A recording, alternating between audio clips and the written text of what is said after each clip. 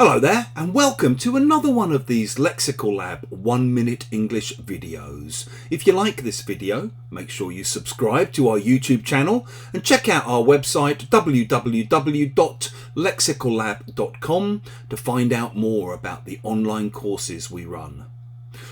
The other day I ran into the daughter of an old friend of mine in the street and we stopped to have a chat. And during this chat, she revealed to me the fact that she had a new boyfriend in her life. I asked how all that was going, and she said it was basically okay, but the other day, 3 weeks into the relationship, they'd had their first big argument. And at the end of this argument, this guy had basically said to her that she could never leave him, that if she left him it would break his heart, and he couldn't promise that he wouldn't do something stupid as a result. Now, to me, this sounded rather emotionally manipulative. It doesn't sound like a good sign to me. And I said, oh, well, that doesn't bode well, to be honest. If you say that something doesn't bode well, you basically mean it's a bad sign. It's a sign that you think something bad will happen.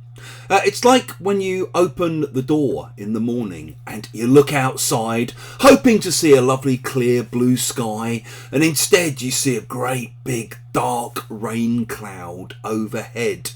It doesn't bode well for the rest of the day.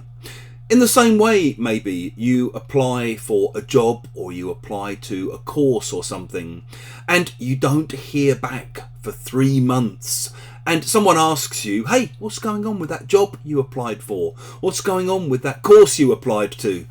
Well, I applied 3 months back and I still haven't heard anything from them. So that really doesn't bode well.